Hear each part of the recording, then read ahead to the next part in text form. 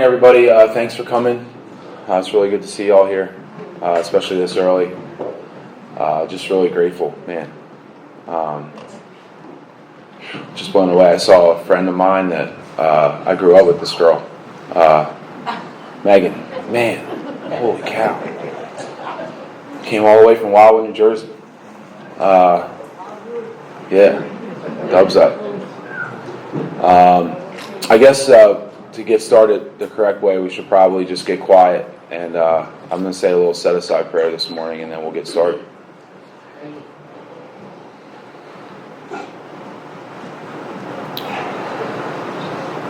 God, please set aside everything we think we know about our illness, about our condition,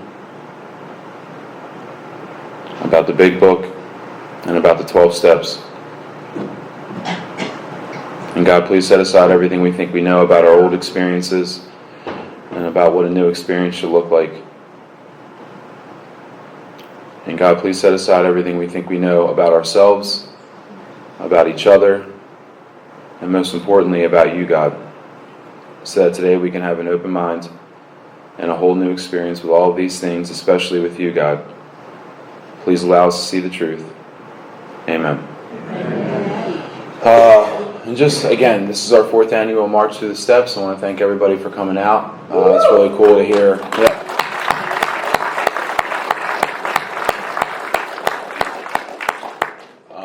And again, just a bunch of people who had a vision to kind of bring something different to Delaware and to expose some people to some things that we were exposed to that has, completely revolutionized, my life, our lives, all of our lives. And I'm pretty sure we're all here together seeking the same thing. And it's been really cool to watch this grow over the last 4 years, and we're just really glad that a bunch of people have continued to come and some new people have continued to come, and we hope you continue to come. And we just hope that, not just to sound better, at your home group, but get comfortable exposing yourselves and bearing some stuff that maybe otherwise we're not hearing at our home groups, and not to be afraid to carry that message to our home groups. And so we can be more effective in helping others, and also, more importantly, to take some actions that maybe some of us still aren't taking, including myself right now. So, yeah. So with that, we're going to pass it. Do we have baskets? We're going to pass baskets before we get started this morning. And while we're passing the basket, I've asked a friend to come up and read a little something before we get started.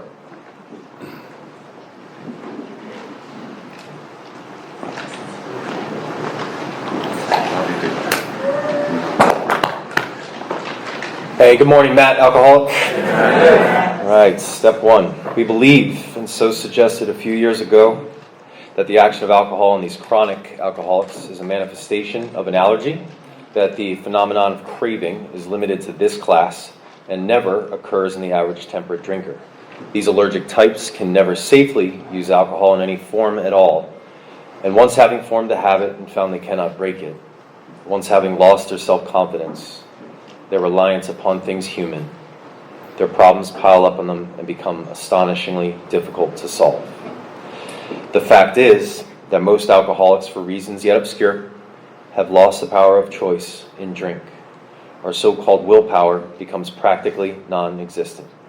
We're unable at certain times to bring into our consciousness with sufficient force the memory of the suffering and humiliation of even a week or a month ago. We are without defense against the first drink. Thanks. Thank you, sir. Thanks for reading. And our speaker on step 1 this morning will be Eric G. from Philadelphia, Pennsylvania.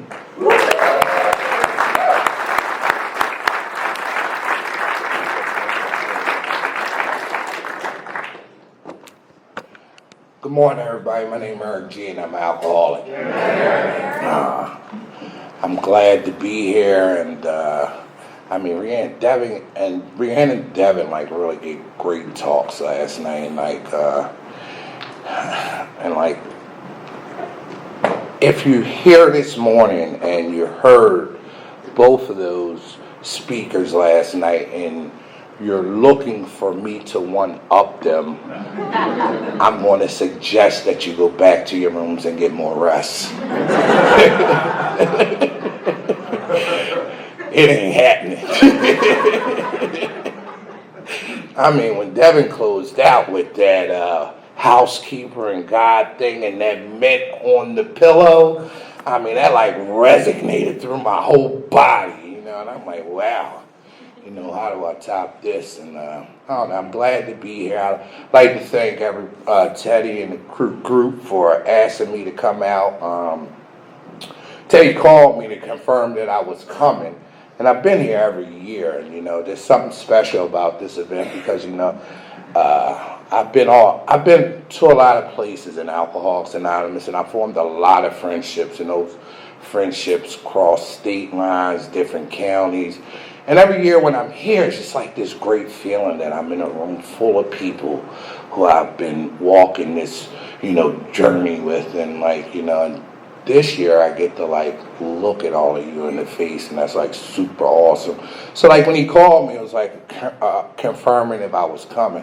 You know, I kind of told him I wouldn't miss it for the world. You know, this is my event of the year.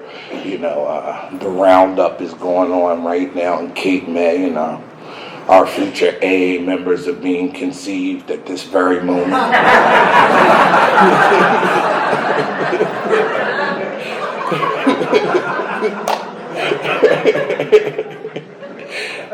God forgive me. So, I have a sobriety date of December 6, 2014. Since that day, I have not found it necessary to use anything stronger than emotion.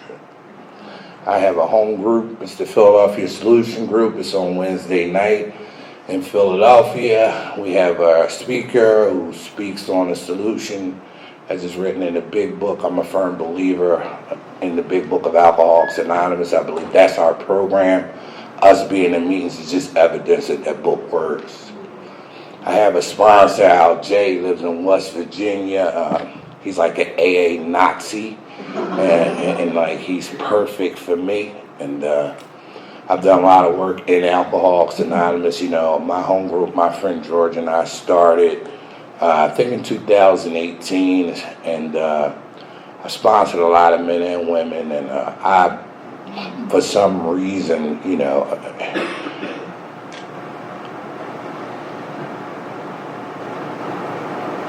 I've been able to, you know, so the guy who actually took me through the big book of Alcoholics Anonymous, he died, and I was without a sponsor for a while, and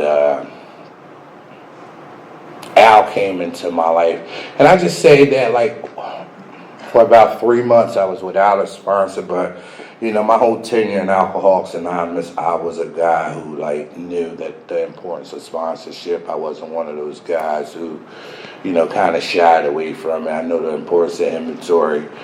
Teddy knows the importance of inventory in my life, and it's just been a great deal. So,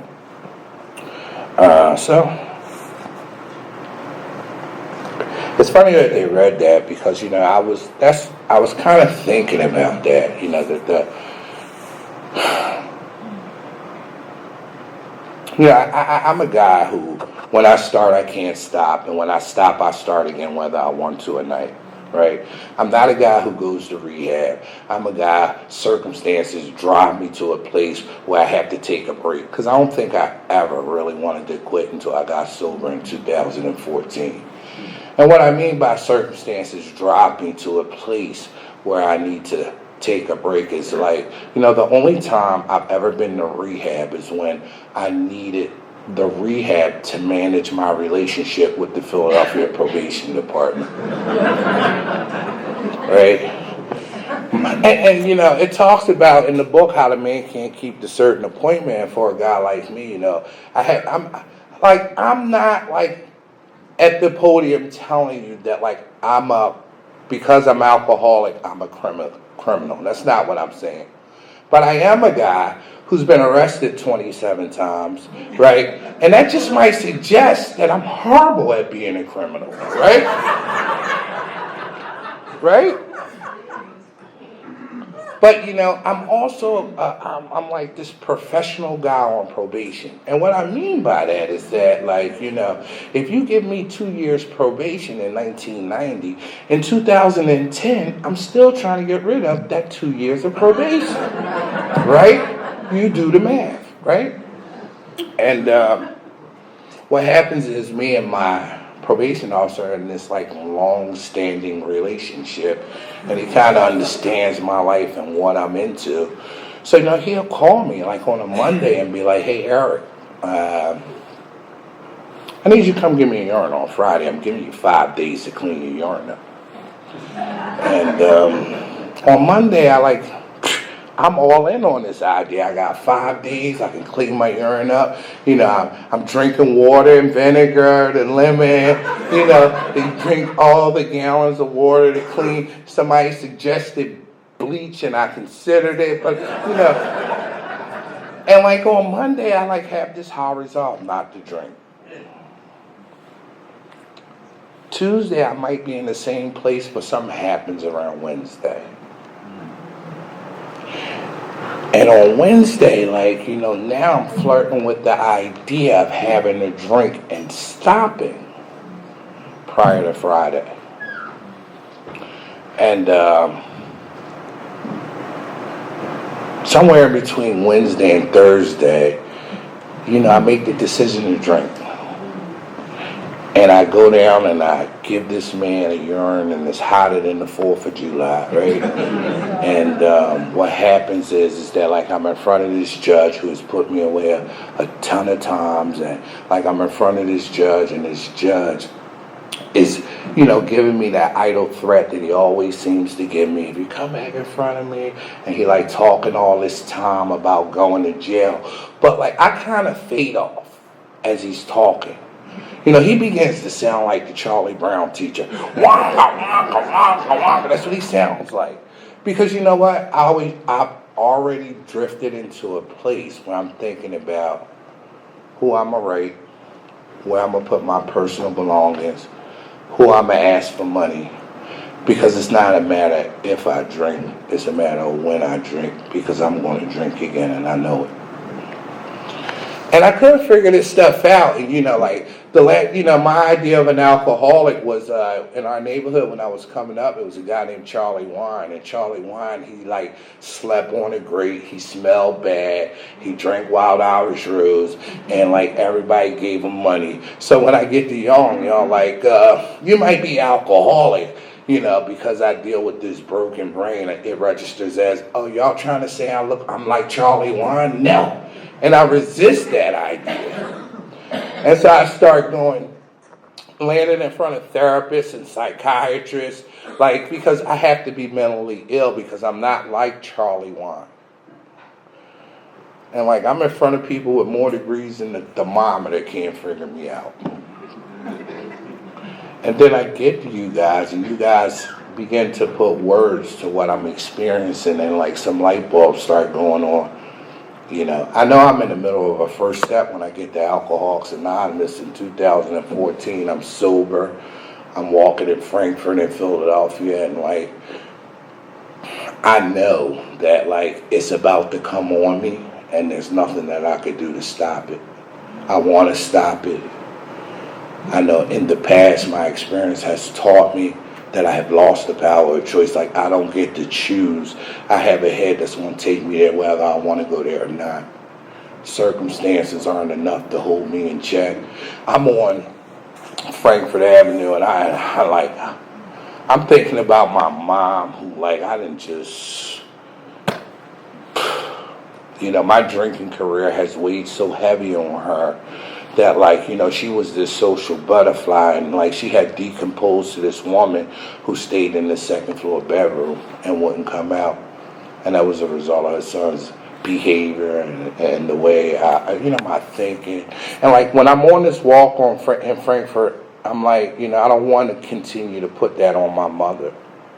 I have this beautiful daughter, and she's really popular in Frankfurt, and her girlfriends are seeing me just doing all kind of crazy stuff. And when she catch up with me, if you're on the outside looking in, you're 50 feet from us, you might think that like she was a mother talking to her son the way she'd be pointing and telling me about my son. And I didn't want to put my daughter through that any longer, but I knew I couldn't stop. And I come up with the idea that, like, you know, if I could just put this gun in my mouth and pull the trigger, like I wouldn't drink anymore, my mom would be okay, and my daughter wouldn't be embarrassed. And you know, the book talk about how I can't differentiate the true from the false. In my mind, in that moment, it was very delusional of me. And one symptom of delusion is that when I'm experiencing it, I don't know it. So it made perfect sense to me. It was that idea was a perfect fit in that moment. It wasn't that like I was trying to deny something, or denial was a lake in somewhere. It wasn't that. This idea was a perfect fit for this moment. And the more I thought about it, the more ease and comfort I got. So, you know, it would go from a place where I would be like, you know, God,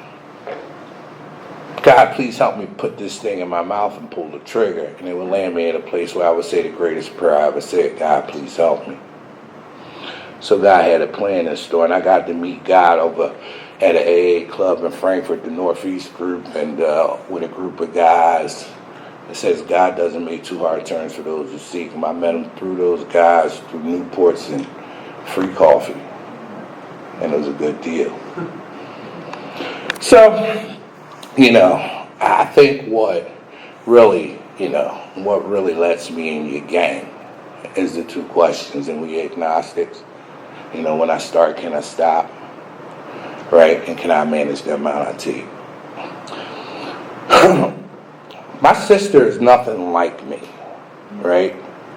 My sister, she has like this very, very tough week at work, and she gets in her car Friday, she pulls away from the building, and when she gets in her car and she drives home, she's thinking about that bottle of tequila that she has in the cabinet, because she just had a really tough work week, and she gets home and she pulls that bottle out and she pulls herself a shot, and she throws it back. And like when she throws it back, alcohol does exactly what it's supposed to do for her, right? For a normal person, it's a lubricant. It like ease that tension that she had from the week, and then she'd go on to do really strange things, like put the top back on it and put it back in the cabinet. And then she want to come find me and slap box. You know, I'm just like 6'4", 300 pounds. Like she just do goofy stuff that makes her happy. But you know what? The work week and everything she thought she experienced left with that one shot. I can never do that for some reason. You know, alcohol and these chronic alcoholics is a manifestation of an allergy. What happens for a guy like me when I go to drink? I go to drink, you know, to get that same effect that my sister gets. But it's like when I take a drink, it's like I elevate off the floor a little bit. And like I want to hold that position. Because, you know, mentally, emotionally, and spiritually, I'm experiencing a euphoria that I can't experience when I'm sober. And I just want to hold that position. And it looks like I need to just take another drink. Because, you know, I got to bounce it. I go down, and I got to bounce it. And I'm trying to hold that position because it's a great spot.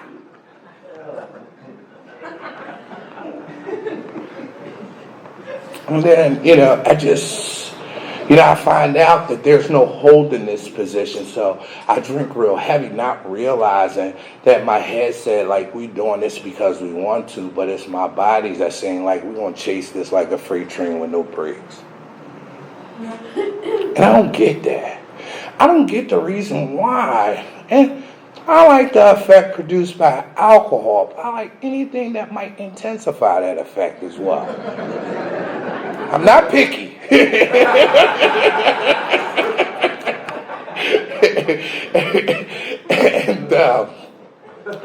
I can never understand.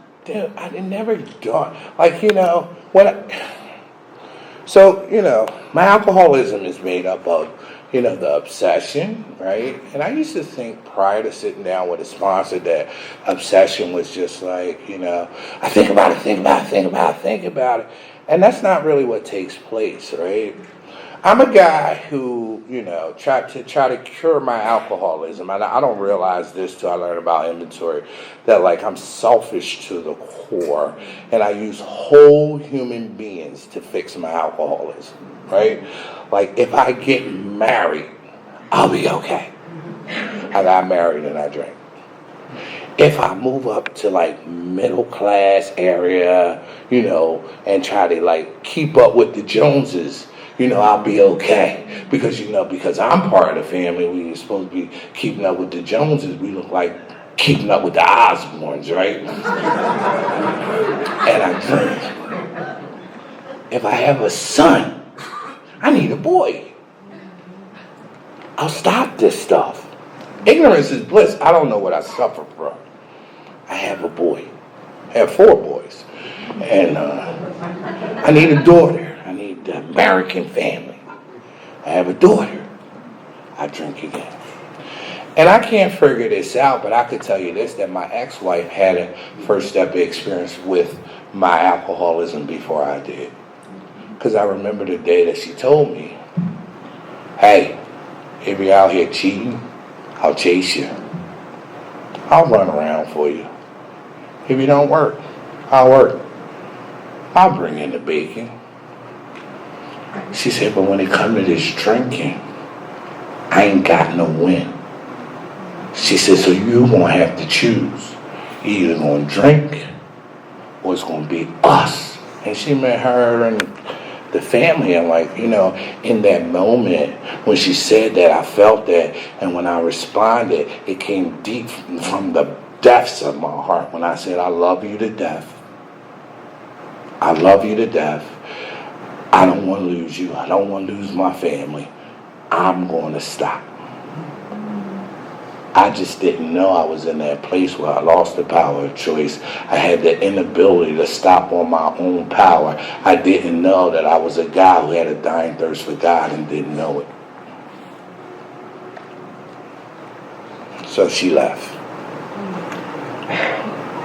My friend George put on, he gave me an anniversary party, and the room was filled with people who were in my inner circle, even though it was open air. It was the best thing ever. My 31-year-old son was there, and I had realized in that when he was there and he shared, I realized that he had a first step experience with my alcoholism before I did too, because when he shared, what he said was, and he's very supportive of me in AA, he says, there was a time where I realized that I needed to grow up and my dad needed to grow up too, and we couldn't do that together, so I had to put some space in between us. And I don't know what this stuff, when I'm in the middle of it, prior to a 12-step experience, prior to sitting down with a guy who's armed with the facts about his alcoholism, I really don't know what's going on. I just feel like I'm a loser. I just feel like, because, it talks about how I make sound decisions in other areas of my life, but when it comes to this drinking stuff, I can't do it. And I want to figure it out, right? And I'm a guy who feel like I'm smart. And what I find out in Alcoholics Anonymous is that our program is so simple that if you don't have the ability to dumb down, it'll shoot right over your head. So I think this obsession is like, okay, I wake up and I'm thinking about it, and I sit down with a sponsor, and he said, no, he said, this obsession is the thought that dominates all other thoughts.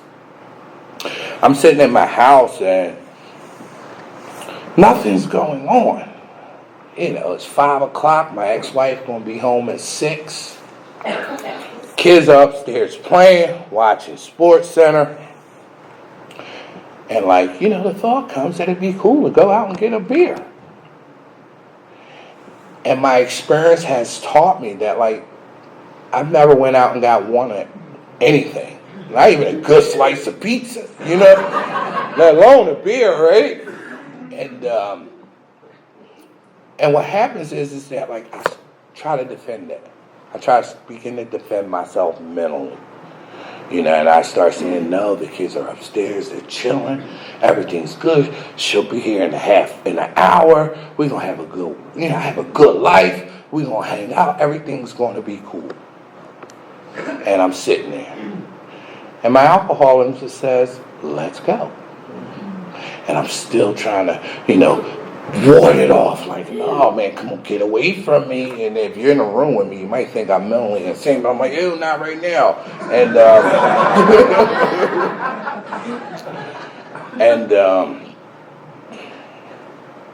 how do you mean no? Like, I'm putting my shoes on and I'm heading out the door. Here's the thing. On this walk, I'm totally sane. My ideas are totally rational. They're like, Eric, you didn't make it there yet. Turn around and go home. Eric, you're nuts. What are you doing? You still haven't done it yet. Go home. When I pick up what I pick up, to get home and do it, Eric, okay, you have it. Just throw it down the sewer before you get home. Don't mess this up. But I don't know that I've lost. I have the inability to say no. I don't know that I've lost the power of choice. And then I kind of psych myself into believing like this is something that I want to do and I'm going to be able to handle. I don't know about you, but like anybody like roller coaster rides, anybody thrill seekers. I'm really not a thrill seeker. I don't see a reason why I would get into something that would turn around 500 feet in the air when the ground is perfectly fine and steady. I'm not a thrill seeker. But I know there are people who are, and there was a time where I was a roller coaster kind of guy. And like, it's funny because, that's kind of what my drinking is like. My drinking is sort of like when the new roller coaster ride comes and you're like standing in line and you're excited about it and you're looking at the roller coaster ride and you can see it in the air, but you can't like see the twists and turns at the end and how it's going to actually end, but you can see it. Well, that's what my drink is like. It's going to be a lot of twists and turns, and I just really don't know where I'm going to land. Sometimes it's prison. It was divorce. It was restraining orders.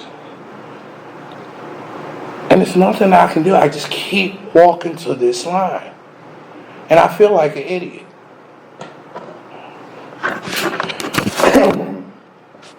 So my mind and my body just really don't agree. And it's not till I get here that you guys are able to put words to what's really going on. And I resist you guys for a very long time because if I'm in front of professionals who paid hundreds of thousands of dollars to go to school to try to figure out people like me, and then the last thing that they tell me before I walk out the office is you should probably go to Alcoholics Anonymous because I'm an intelligent guy. How can people like me help me?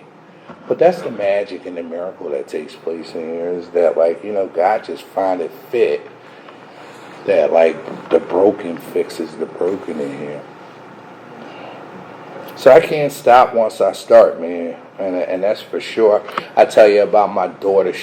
I got this beautiful daughter, and there's a beautiful dynamic between a dad and a daughter. And to this day, if I see a dad and a daughter like in the store or in a parking lot, and like the daughter's like bossing the dad around, I just stop because it does something for me. Because I think that's like a beautiful dynamic, and like I have that with my daughter. And one of the things that takes place is that like when I tend to tell my wife, my ex-wife, that like I'm going to go to the bar and I'll be back at 2. She's kind of confused about my my statement about too, because she don't know when I'm talking about, like 2 o'clock tomorrow or Tuesday. She don't know I don't know what I'm talking about. And one of the things that takes place is that like I go out the door and like in my mind I do have plans on coming back at 2. It just has never ever worked out that way. But I have this daughter who likes to sit in the window and she waits for her dad to come home. And I go where I go, the goal is to come home. I never make it back home. I make it to I go to the party after the party. And, that could take days. And my ex-wife is calling me, and the phone calls start off on my answering service. She's calling me some highly descriptive adjectives. Names I ain't never heard in my life. But that quickly changes after a day or two. Like, I just want you to come home. We love you. We just want you to know that you're okay. And then she pulls out the secret weapon, which is my daughter. And now my daughter is on my phone saying, Dad, where are you? Come home. I miss you. And I could tell you, like, I just wanted to push away from that table or put my jacket on and walk out of that place at that moment. Because in that moment, I wanted to be a good dad. I wanted to be a good husband. And I just didn't know that, like, I'm just totally confused prior to a 12-step experience. And I just feel like that, like, I'm just not faring well at life. And I could tell you that when I got to Alcoholics Anonymous, the greatest conclusion I ever came to when I got to you guys was that I didn't know how to live. I didn't feel like I fit. Yeah, I have the powerlessness over the alcoholism, but I don't know how to fit, right? And that second part, that unmanageability that's created in my life is because I have my hands on the steering wheel of my life. And what a 12-step process does is it teaches me how to release the wheel. But, and I manage to go home, and when I go home, my daughter's in the window like she always is. And I go in the house, and my ex-wife, she's upset. She goes up the steps. If you ever want to know what unconditional love is, you ever want to experience, just hang around kids. Hang around kids. As long as kids trust you and know you got their back, you can do no wrong, right? And my boys, they love me. My daughter, she loves me. I put the boys to sleep, kind of hang out with my daughter. It's not that me and my daughter hanging out because I want to. Through inventory has taught me that she follows me everywhere I go, because sometimes I walk out the door and I don't come right back, and instead of her being able to be a 3-year-old little girl who like plays with Barbies and cooks on, she has to be a security guard for her dad to ensure that he doesn't walk out the door. So she follows me everywhere I go. And I think it's cute. Oh, look at her. I don't know that, like, I'm so selfish. I instilled this type of fear inside of a 3-year-old. And so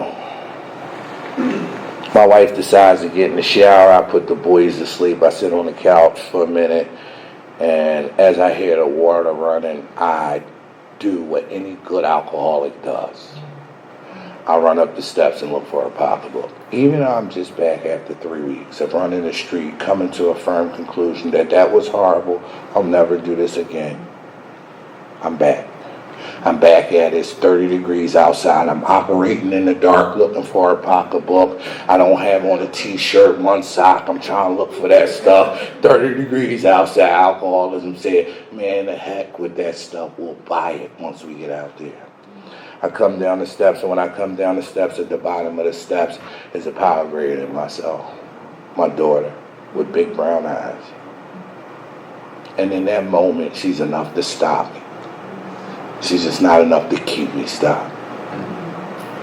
I lay down with her, and my wife gets out the shower. She sees what's going on, and she kind of is comfortable that I'm not going nowhere. She don't know I got the bag in my pocket, and I'm just waiting to make my move. But as I lay there with my daughter and we're watching TV and she lays on my chest, I'm thinking to myself, why would I want to go out? I have no intentions on giving the money back, but I'm trying to have no cool conversation about why would I want to go out. And I'm looking at her and I'm like I got the life, y'all. I have the life. My daughter, she starts to get tired, and what happens is that like I watch it as it takes place. This 3-year-old takes one arm and she like puts it up my shirt, and she like grabs a portion of my shirt and twists his arm, and she takes her other hand and she puts it up my shirt. She grabs a portion of my shirt and she twisted it, and I'm watching this 3-year-old little girl turn into a human lot. Because she's tired now and just don't want her dad to walk out the door. And as I'm watching it, I'm kind of confirming the decision that, like, I don't want to go out the door for real now. I'm not doing this to her. I love her. I didn't know love wasn't enough. I lack power. Not love. I really loved them, but I lack power. And I'm sitting there and I'm trying to determine what I'm going to do. And like now I'm it's a thing. I'm not going outside. No, I'm not going to rip this family apart. Absolutely not. Not me. I'm not doing this. But I find myself like, trying to crack the code to the human lot as I'm like moving her arms out and like she's going back in to reposition in her sleep. And the whole time I'm cursing God, I'm like, why don't you just stop the world from spinning and let me off? I'm not good at this light thing. I don't know it's alcoholism. I don't know about powerlessness. And I go out again.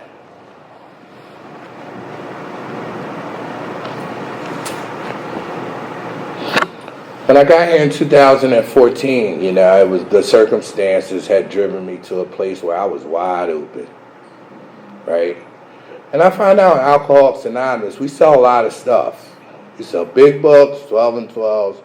We give love. We do a lot of stuff. But two things we don't sell on Alcoholics Anonymous is like willingness and conceding to your innermost self that you're alcoholic. Those are places you have to win. So I definitely get to a place where, I understand I'm powerless over alcohol 10 years before I meet y'all. That's not a lot. But I kind of struggle with this unmanageability part. When I get to y'all lead me to believe that my life is unmanageable as a result of my drinking. And that's cool. Y'all pull me in with that beat.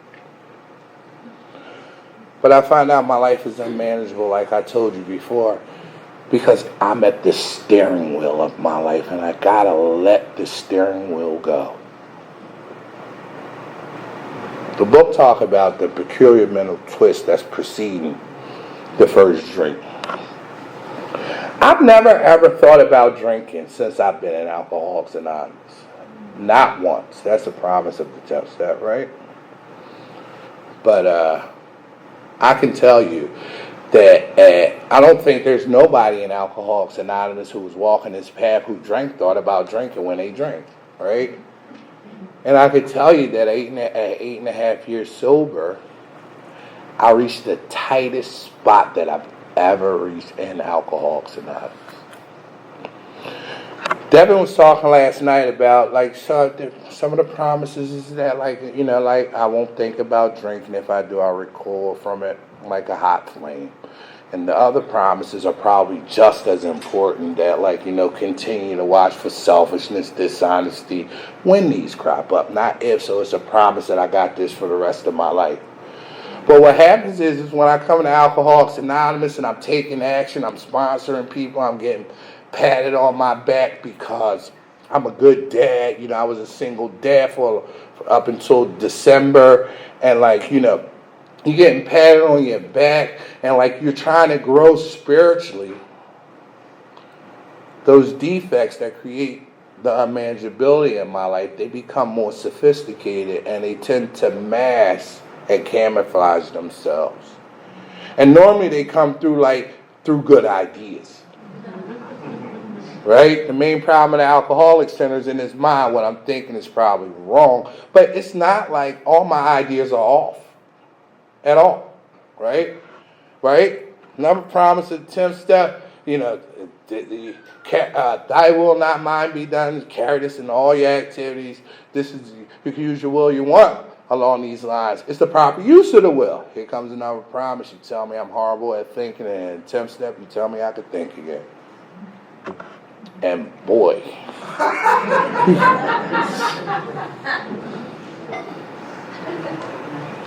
So a perfect idea, my mom topped my resentment list when I got here.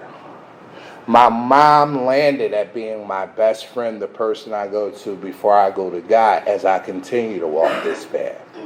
A simple idea in 2000. My mom is thick-headed. My mom is very opinionated. My mom is very one way. It's her way or no way. I'm 51. My mom has never saw me smoke a cigarette. I have so much respect for the way she lets go of jab. So a simple idea was to go, and it was tough for me to deal with my mom. So a simple idea was go down there on your mom's trash day, clean her kitchen like it's God's, put her trash out, listen to her for an hour, and give her the most spiritual response you could give her. Okay. Whether you agree with her or not, okay. And I do that. And it's difficult. 18 months in, I don't believe that she's buying into my sobriety and what's going on in Alcoholics Anonymous. And I'm getting frustrated because I'm showing up every week. And, at 18 months, my phone rings. It's a guy. He tells me he needs help. And we talk. We schedule a date. I asked him how he got my phone number, and he told me that my mom had gave his mom my phone number because she felt like I could help him.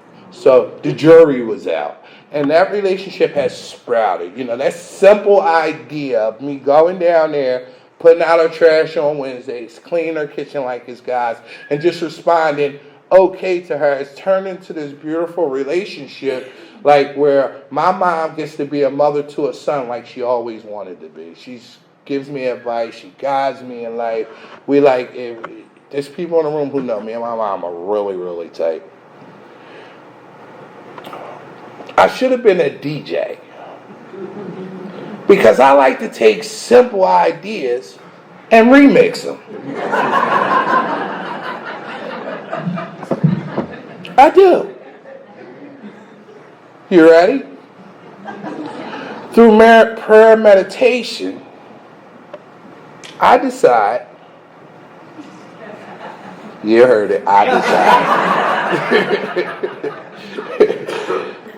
decide that it's time for my mother to move in with me. She's 76. She's been in the same house since I was 12. That's a very long time. And her whole life is down there. Her friends, her favorite stores where she liked to order food from. And I kind of live not like in the boonies, but I live like where you don't see people.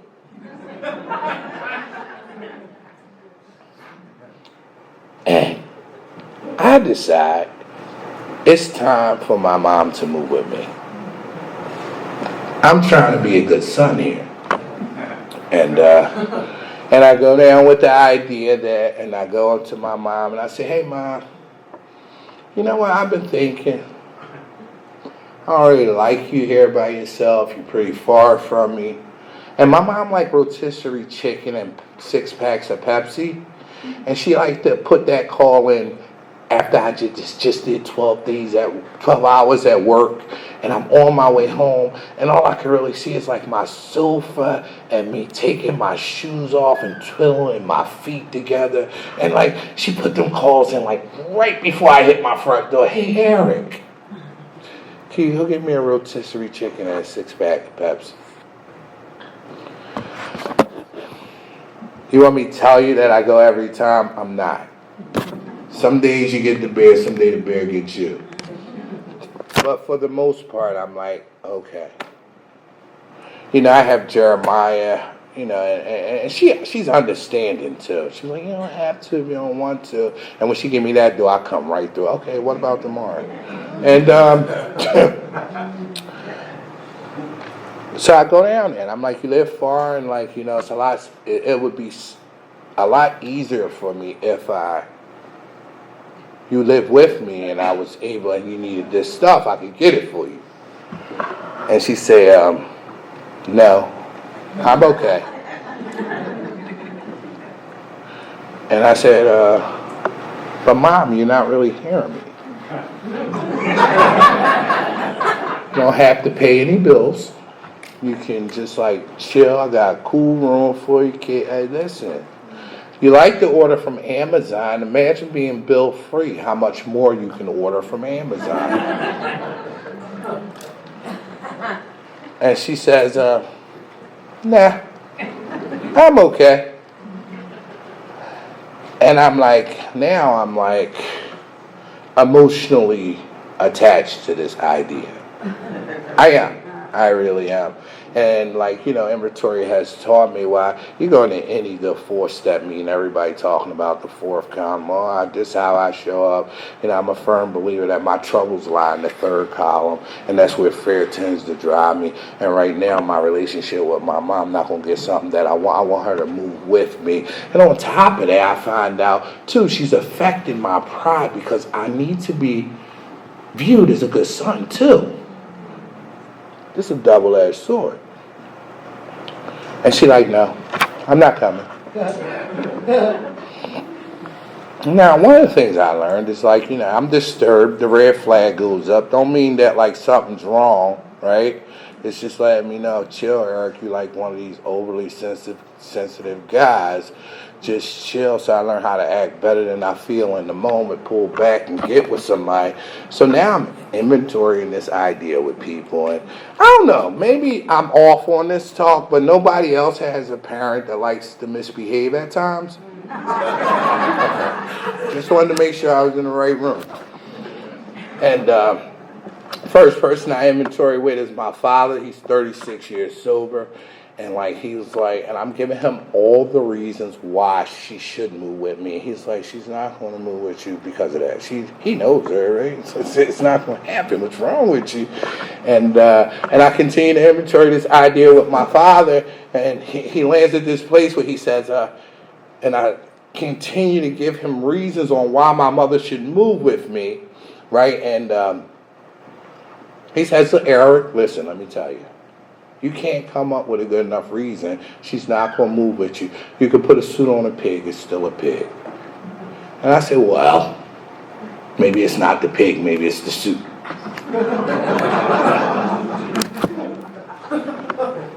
Now, meanwhile, my mother's calling me, and I'm not answering her. I'm looking at the phone. I'm giving myself reasons on why I'm not answering her. Oh, I'll get back to her. I'll get back to you after I feed Jeremiah. And I look at the phone. But what I'm really saying is, no, you need to let that sink in what I talk to you about. And I'm not going to talk to you until then. Our 10th step in the 12th, I'll talk about silent scorn is baited with pride and ego. And that's my new weapon in 2024. When you disturb me, I won't talk to you. But I look kind while I'm not doing it. Hey, how you doing? But this is my mother. This is my mother I'm talking about, and she's just not acting right. I was telling Tim this morning, I got my sponsor, he's calling me, and I'm picking up my phone, and I'm like, yo, don't y'all understand? I'm dealing with this situation with my mom, and I would put my phone down, and they would call right back, and I'd be like, yo, you didn't hear me the first time? But I never answered the phone. I was just talking at the phone. And now I'm on my couch, and I'm calling out of work. Mentally and emotionally, I'm out of whack, And I know when I'm disturbed, because the first thing I do that I normally won't do is I allow my son to be on his iPad as long as he wants. Oh, you want your iPad? Go. Because there's something about, like, when I land in that place where I am unmanageable mentally and emotionally, and I do feel out of whack, there's a part of me that kind of likes it, right? Because I know how to navigate that stuff, right? I don't think I'm the only person like that, because you know how I know when somebody nurses something like that? When you see him, you say, "Hey man, how you doing?" He said, "I'm okay. I'm gonna be good though. You know, I'm off, but I'm gonna be okay." And I think that's when we land in that place. I landed in that place, and I think it's comfortable to play around in this stuff. And I was talking to Teddy last night, and I'm getting tighter and tighter, but I'm telling myself that I'm not going to drink over it because I'm so emotionally attached to this idea. Even in my best moments, am I producing of confusion rather than harmony? I don't know. This looks like a great idea. Who in the world would contest me trying to get my mom trying to move in with me? I really don't want her down. I'm not looking for nothing again. I'm not looking for her to babysit my son. I'm so comfortable with me and my son just walking out the door together. He like American Express. I never leave home without him. So I'm used to that. So that ain't the goal. The goal is, lady, I just want you to come here.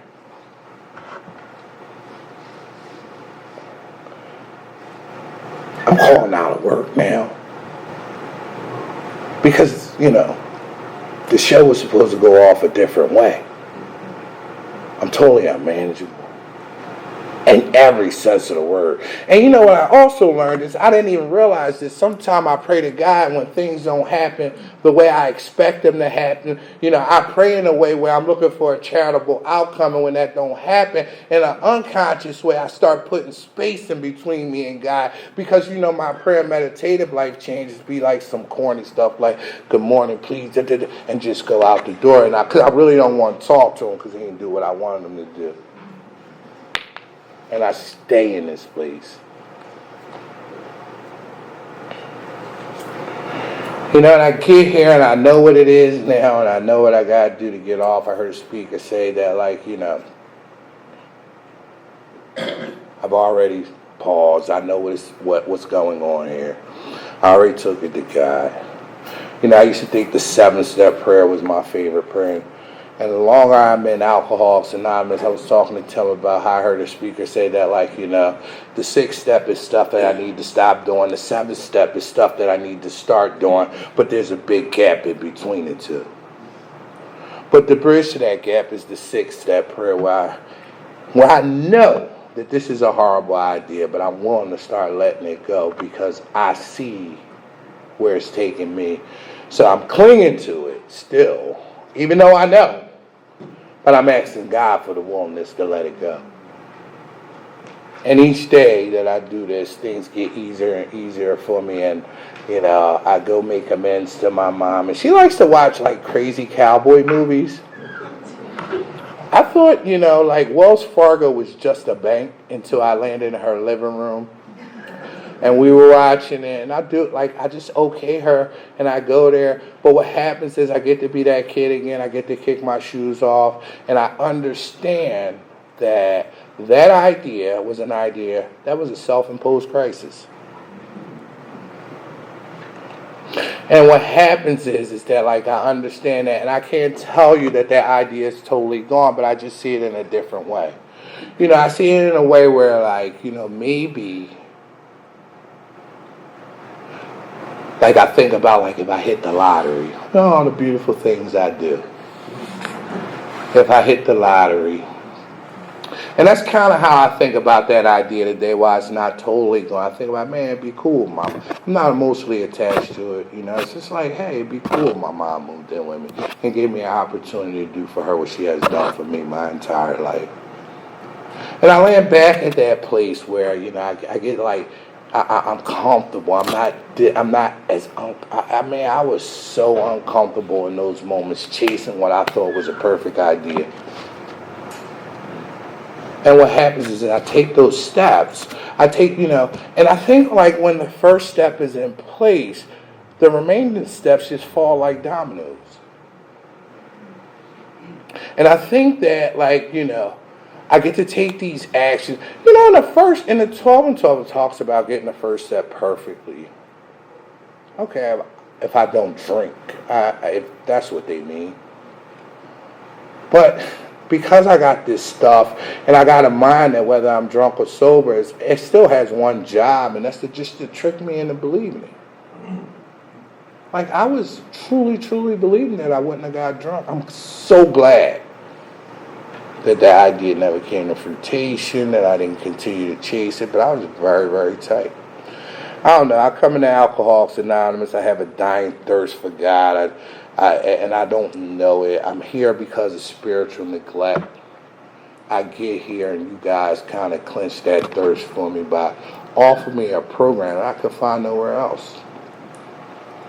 And I think my daily walk is to understand that, like, I'll never be able to drink successfully, but to also understand that I have to keep my hands off the steering wheel and stay true to that third step decision where God is everything or is nothing. And when I'm in that place, life is good. Thanks for listening.